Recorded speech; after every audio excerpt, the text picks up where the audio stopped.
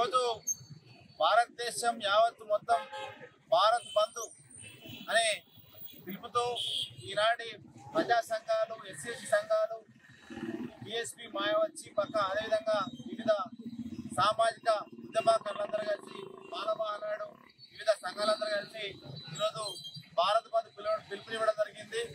ప్రధానంగా ఉద్దేశం ఏంటంటే రేపు రాబోయే కాలంలో ఈ నరేంద్ర మోడీ ప్రభుత్వం రిజర్వేషన్లు తీసేసే క్రమంలో భాగంగానే మొన్న సుప్రీంకోర్టు తీర్పు ఇవ్వడం జరిగిందని చెప్పేసి ఆ సుప్రీంకోర్టు తీర్పును పునఃసమీక్షించుకోవాలని చెప్పేసి అదేవిధంగా రేపు రాబోయే తరాలకు రిజర్వేషన్ ఫలాలు అందకుండా చేయాలని చెప్పేసి కుట్రలో భాగమే నరేంద్ర మోడీ ప్రభుత్వం చేస్తుందని చెప్పేసి ఈ భారతదేశం మొత్తం కూడా దళిత బహుజన సంఘాలన్నీ కలుపుకొని భారత్ బంధు పిలుపుడం జరిగింది. దాంట్లో భాగంగా ఈరోజు గజ్వేల్లో కూడా అన్ని ప్రజా సంఘాలతో కలుపుకొని ఈ సామాజిక వర్గతో కలుపుకొని కూడా ఈరోజు గజ్వేల్లో బంధులు ఇవ్వడం జరిగింది.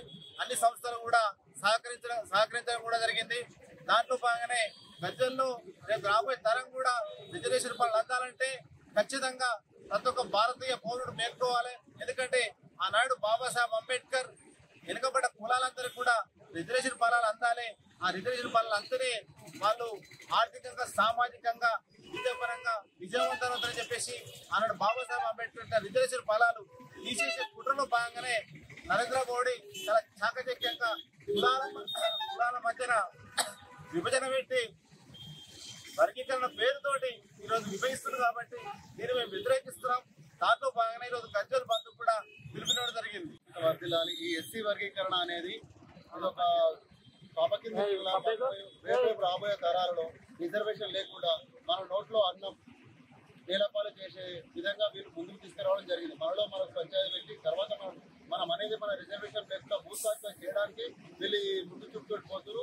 మనం ఈ పొద్దు నిద్ర పోకుండా మనం మేల్కొని ఈ రిజర్వేషన్ మన హక్కు మనం అందరూ కలుపుకొని మనం ఈ వర్గీకరణ లేకుండా అందరం కలిసి మెలిసి ఉండి మనం రిజర్వేషన్ మనం కాపాడుకోవాలి. కేంద్రంలో కానీ మన రాష్ట్రంలో కానీ మనకు వచ్చే మన పిల్లలకు కానీ మన బాధితులు రేపటి పౌరులకు మనకు వచ్చే ఉద్యోగాలు కానీ మనకు వచ్చే రిజర్వేషన్లో మనకు కేటాయించిన ఏదైనా కానీ మనకు మధ్య విధంగా ఉండాలి. మనం ఐక్యత ఉండి మన రిజర్వేషన్ మనం కాపాడుకోవాలి. మన దాంట్లో మనం కొట్టుకొని చిచ్చు పెట్టుకొని వాళ్ళకు రేపు పొద్దుగాల మనం అటు లేకుండా పుస్తకం చేసే అవకాశం వల్ల చేతి తీయొద్దు. మనం అందరం ఐక్యత ఉండాలి. జై భీమ్.